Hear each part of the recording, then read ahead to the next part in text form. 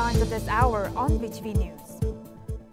Vietnam and the U.S. promote educational and training cooperation. Myanmar quake death toll hits 1,700 as aid scramble intensifies.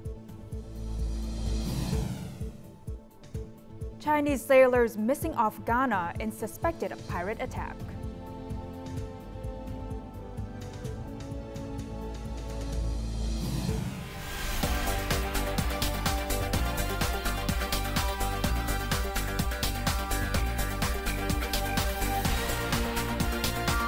Broadcasting from Hanoi, the capital of Vietnam. VTV News starts right now. Hello, it's 3 p.m. local time in Hanoi and you're watching VTV News. I'm Huyen Tan with the top stories. Prime Minister Pham Minh Chinh met with a delegation from 21 U.S. universities during an international academic exchange program on Monday morning. He praised the development of Vietnam-U.S. relations over the past 30 years. The Prime Minister emphasized that Vietnam considers education and training, science and technology, innovation and digital transformation essential to its development process. And to enhance cooperation in these fields, the Vietnamese leader expressed hope that U.S. schools would continue providing scholarships to Vietnamese students and confirmed that Vietnam would reciprocate. During the meeting, the Prime Minister also requested the school's assistance in lobbying the U.S. government to reduce policies affecting Vietnam's economic and trade relations. A devastating earthquake struck last Friday, killing about 1,700 people in Myanmar and at least 18 in neighboring Thailand. The death toll in Myanmar continues to rise as foreign rescue teams and aid pour into the impoverished country, where overwhelmed hospitals and local communities scramble to conduct rescue efforts with limited resources. Myanmar authorities and international rescue teams are searching for about 300 people still missing. The health system is under enormous pressure, with 3,400 injuries, limited surgical capacity, and a shortage of medical equipment. Electricity and water supplies remain disrupted, hindering access to health services and increasing the risk of infectious disease outbreaks like cholera and dengue fever. This is an absolute catastrophe for children and family across Myanmar. Many homes has been destroyed, road and bridge damaged. Many children and family are still missing and traumatized. We need urgent assistance, especially for the children, who often suffer the most in these kinds of situations. Rescue teams and aid from countries around the world, including Vietnam, have been sent to Myanmar to help with the earthquake's aftermath. This morning, rescue forces saved a pregnant woman trapped for 60 hours in the rubble of a building in Mandalay, offering a glimmer of hope to teams racing to find more survivors. Separately, Thailand launched an investigation on Sunday to determine the exact cause of the collapse of a 30-story building under construction in the Chatuchak district due to the earthquake. It was the only building in Bangkok to collapse from the tremors. The investigation team from the Thai Ministry of Industry has collected samples of construction materials from the site and is focusing on the quality of steel bars. The World Health Organization (WHO) has declared the earthquake in Myanmar a public health emergency of the highest level and calls for $8 million in emergency funding to save lives and prevent disease outbreaks in the country over the next 30 days. The WHO reports that victims and trauma patients face a high risk of infection due to limited surgical capacity in the country. Overall conditions in Myanmar could further increase the risk of disease outbreaks. And according to the WHO, with electricity and water supplies disrupted, access to health services has been reduced, raising the risk of waterborne and foodborne diseases. The International Federation of Red Cross and Red Crescent Societies also launched an emergency appeal on Sunday, seeking more than $100 million to assist victims. A Vietnamese rescue team of 106 members, along with relief supplies, arrived at Yangon Airport, Myanmar on March 30th to assist in earthquake recovery efforts. Vietnam has provided $300,000 in emergency aid in response to Myanmar's request. The team will begin search and rescue operations in the affected areas starting March 31st. And this support demonstrates Vietnam's humanitarian spirit and international responsibility, while showcasing the capabilities of its rescue teams, reinforcing the nation's commitment to Myanmar's disaster recovery. Now continuing our updates on earthquakes, 4 struck Con Plong District, Kon Tum Province, Vietnam on Monday morning. And these earthquakes were small scale with magnitudes ranging from 2.6 to 3.1, causing no damage or risk of natural disasters. Since 2021, hundreds of earthquakes have occurred in Kon Plong, and experts attribute these earthquakes to reservoir operations in the area. The Institute of Earth Sciences continues to monitor seismic activity in the region. More than 300 apartments in District 8, Ho Chi Minh City have developed cracks in their walls, and the damage is suspected to have been caused by last Friday's earthquake in Myanmar. Concerned residents are growing increasingly worried about the structural integrity of their homes. And to assess the situation, VTV reporters visited an apartment complex to investigate the situation. Multiple cracks appeared in Diamond Riverside apartment building after the earthquake on the afternoon of March 28th. Though the cracks are small, they have caused significant anxiety and concern among residents. When I entered the house, the first thing I did was open the door and inspect the surroundings. I immediately noticed cracks and fallen bricks. I found similar damage outside the loggia, where the cracks appeared to be quite deep. Upon returning home after the earthquake, QUAKE discovered numerous cracks near the main door. The fissures spread from the exterior walls to the interior, appearing across multiple rooms throughout the apartment. The damage in my apartment is quite serious, so I hope the management board will coordinate with the investor to find a solution for us. As of noon on Saturday, more than 340 apartments in the building have been affected. During the inspection, the management board found cracks primarily where lightweight brick meets reinforced concrete, causing concern despite their small size. Followed by a reassessment of the reinforced concrete structure. So far, no abnormalities have been detected in the building's main structure. Diamond Riverside has over 1,600 units with nearly 5,000 residents. The management board has sent a list of affected apartments to their insurance company for evaluation and advised residents to hold off on repairs until a solution is determined. And before moving on to some other news, let's take a look at the foreign exchange rate for today, March 31st.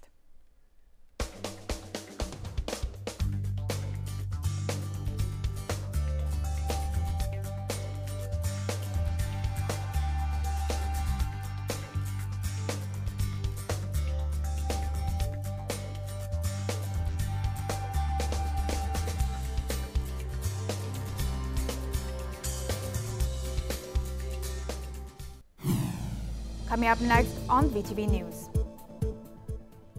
Bình Định celebrates 50th anniversary of the province's liberation. An off-season durian sparks hope among Mekong Delta farmers.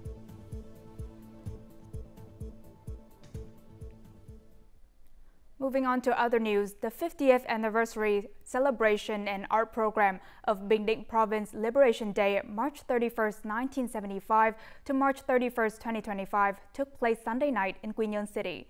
Nguyễn Trọng Nghĩa, Politburo member, Secretary of the Party Central Committee, and head of the Central Commission for Popularization and Education, attended the event. The celebration provided an opportunity to honor the province's heroic tradition of fighting against foreign invaders, pay tribute to those who sacrificed for the nation, and inspire love and pride in the country's heritage. During the ceremony, Bình Định Province received the third-class Independence Medal, awarded by the state president to the party committee, local authorities, and people. Now, during the resistance war against the U.S., the People's Public Security Force played a vital role in defending the party, maintaining order and strengthening security in the South. Their efforts enhanced public trust in the party and state while building upon their heroic tradition of close connection with the people.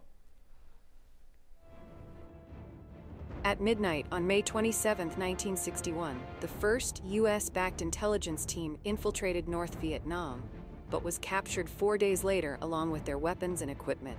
The Ministry of Public Security responded by launching Project PY-27 to investigate U.S.-backed plots dating back to 1954, swiftly dismantling their Fight Communism in the Heart of Communism campaign. The Ministry of Public Security saw this as a tactical maneuver, using enemy agents to spy on commandos, deceiving them with their own ciphers, and luring more intelligence gatherings to the north, all while our security forces strategically guided the operation. Between 1961 and 1975, the project resulted in the capture of 166 intelligence gathering teams and the seizure of over 100 tons of weapons and equipment. As U.S. forces intensified their war efforts in the north, the Public Security Force worked closely with the Army and other units to protect party and state leaders, safeguard state assets, and coordinate civilian evacuations for public safety. For 20 years, a peaceful rear strengthened the people's trust in the party and the victory against the U.S. People sent their children to the front and cleared paths for army vehicles. Throughout the resistance war, the police were key in maintaining security and order in the rear. Building the North into a strategic rear and revolutionary base was crucial, playing a decisive role in the victory of the resistance war. A key contributor to this success was the invaluable role of the People's Public Security Force. FPT Corporation officially launched its High-Tech Research and Development Center and first semiconductor research facility at Da Nang City's Software Park No. 2 on March 27th. The center will focus on developing fully Vietnamese technology products, aiming to produce 10 new innovations annually. And this high-tech research and semiconductor facility marks a significant step toward advancing strategic technologies, such as artificial intelligence and semiconductor chips, in alignment with Resolution 57. The initiative positions Da Nang to become a semiconductor industry hub. In the Mekong Delta, durian stands as a highly valuable crop, though recent price fluctuations have caused concern among farmers. However, after a sharp decline, durian prices are now rebounding in several provinces, bringing renewed optimism to growers. In about 20 days, Phie will harvest his 2-hectare off-season durian crop. Since early March, he has been thrilled to see prices rise again, with traders placing deposits at rates higher than last month. This year, durian prices are quite promising, bringing excitement to farmers. Prices are still more than 50% lower than the same period last year, while off-season production costs are 20 to 25% higher than during the main season. Farmers emphasize that safe production, adherence to technical standards, and meeting export requirements remain their top priorities. We've identified products used in fruit cultivation that meet Vietnamese regulation and export requirements. The cooperative will send test yellow oil and candium to ensure stable input quality and traceable output. Since the beginning of the year, the department has held 35 training sessions for farmers on international durian regulations. It also assists farmers in establishing growing areas eligible for export quotas. Can Tho currently has nearly 7,000 hectares of durian plantations, and the recent price increase signals positive momentum. However, sustainable growth requires stronger integration across the production chain, from inputs to outputs, to meet import requirements and reduce market risks. Now, the textile and garment industry is facing a paradox. While international orders are surging, recent labor shortages are hampering productivity. To resolve this challenge, many businesses in the sector are turning to automation. Investment in automatic fabric cutting and embroidery systems emerged as a comprehensive solution. Many companies have reduced their labor force by 30 to 40% while increasing productivity by 300 to 400%. Applying embroidery machines to the fabric cutting process have significantly increased productivity. 3D design software, simulation technology, and automatic cutting machines have revolutionized garment design and manufacturing. Instead of sketching by hand, designers now work entirely digitally. These changes enhance efficiency, precision, and creative freedom. We apply 3D technology to the sewing process. Automation in the garment industry currently stands at just over 20%. In the coming years, we aim to increase automation to 50% across all production stages. Many workers have transitioned from manual tasks to supervising and operating modern machinery systems. Many stages have been automated. We operate and supervise their work. Recruitment remains a challenge as the workforce declines due to shifts in mechanical industries. That's why we are prioritizing automation as a solution for the shortage. Automation has become essential for boosting productivity and moving the industry into higher value, more profitable segment. The industry aims to ensure each worker earns $700 to $1,000 per month by 2030. After the fourth inspection, the European Commission, or EC, still issued 4 recommendations for Vietnam. The first concerns managing and monitoring all vessels operating at sea and tracking seafood arriving at shore.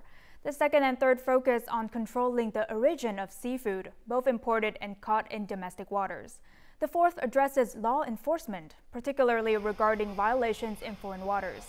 And in response, the Ministry of Agriculture and Environment has directed all provinces to strictly handle IUU violations, regardless of scale. Hải Phòng and Kiên Giang provinces have strengthened their enforcement measures, even disciplined Malaysian officers. Recently, the People's Court of Cà Mau province sentenced 12 people to prison for concealing vessel tracking devices, with the most severe sentence being 10 years. Hòa Bình Provincial Police have arrested a group of scammers who operated under the guise of child adoption.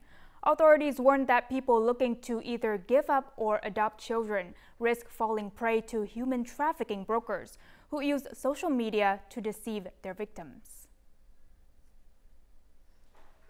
A mother posted online seeking adoptive parents for her newborn. Through an adoption group, a broker reached out and promised to place the baby with a wealthy family. When she agreed to meet and hand over the child, she unfortunately noticed suspicious signs and reconsidered. Their attitude was cold, devoid of any joy or enthusiasm.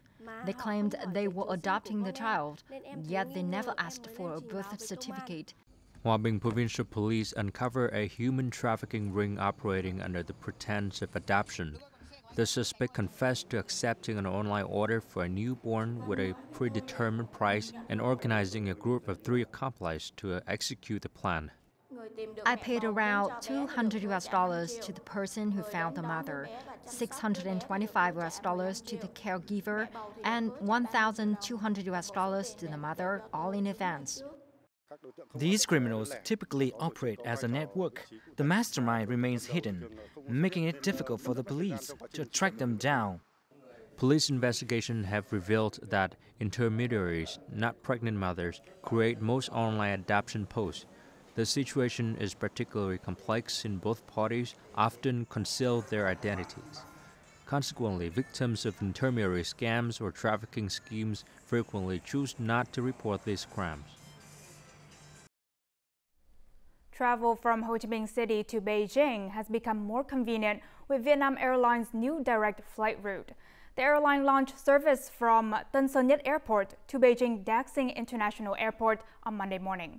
The route currently operates 5 flights per week, with plans to increase to 7. Each flight takes 4 hours and 45 minutes. This key route connects major economic centers of Vietnam and China.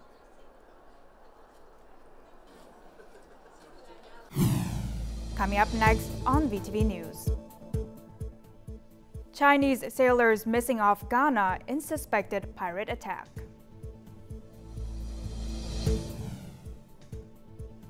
And the world oil prices increase slightly.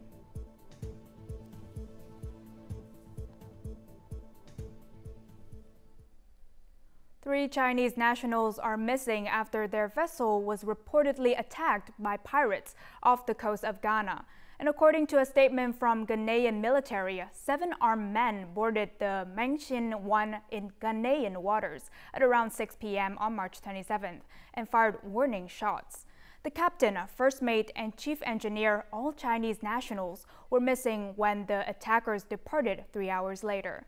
The incident occurred in the Gulf of Guinea, an area off the Atlantic coast of Africa known for its thriving fisheries and rich hydrocarbon deposits, which are essential components of gasoline, diesel, and oil. Oil prices increased modestly in early trading on Monday after U.S. President Donald Trump threatened stricter restrictions on Russian crude if Russia fails to reach a ceasefire with Ukraine. Brent crude for June delivery rose to nearly $73 US a barrel, while light sweet crude traded above $69 US a barrel. Trump emphasized he would implement strong economic measures against Russia and its oil buyers if the Ukraine situation remains unresolved. These measures include barring Russian oil buyers from the U.S. market access and imposing substantial tariffs ranging from 25% to potentially 50% on Russian oil. Simple pieces of glass transformed into unique works of art, each telling its own interesting story. And this art form attracts many young people, though its complex and meticulous creative process naturally selects those willing to master its demands. Many young people spend hours creating, cutting, and admiring the beauty of light through each piece of glass. Every step, from cutting to welding, is done by hand and requires skill and patience. Despite the difficulty, it offers a rewarding experience to those who take on the challenge. Cutting glass is the most difficult step, as the rough surface requires precise force and skillful movement. It's so magical, so amazing. How can I do this? Many young people couldn't believe they could cut glass so easily with a knife. Many young people turn to stained glass art as a way to create unique gifts for their loved ones. I chose this tulip pattern because it is my symbol, and I want to give it to my best friend. In our fast-paced world, we all need quiet moments to pause and reflect. Stained glass art, with its delicate depth, offers a space where people can find peace, reawaken their emotions, and rediscover themselves.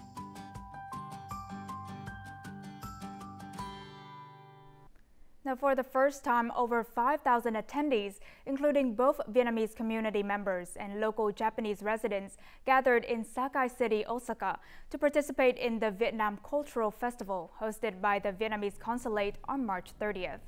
The festival commemorated the Hung King's death anniversary, celebrating Vietnam's roots through a large-scale event featuring traditional cultural activities and a dedicated space showcasing Vietnamese regional cuisine. The festival highlighted not only the significance of the occasion, but also fostered strong cultural connections, bringing people together to honor their shared heritage.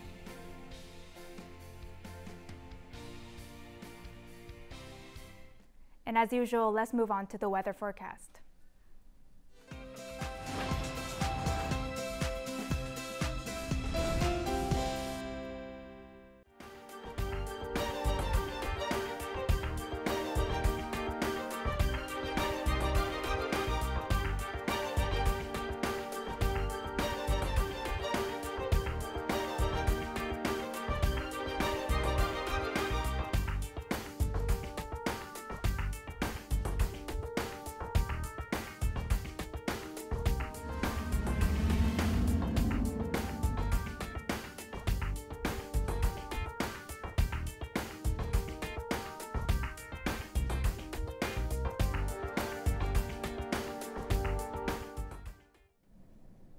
And that's all the news we have for this hour.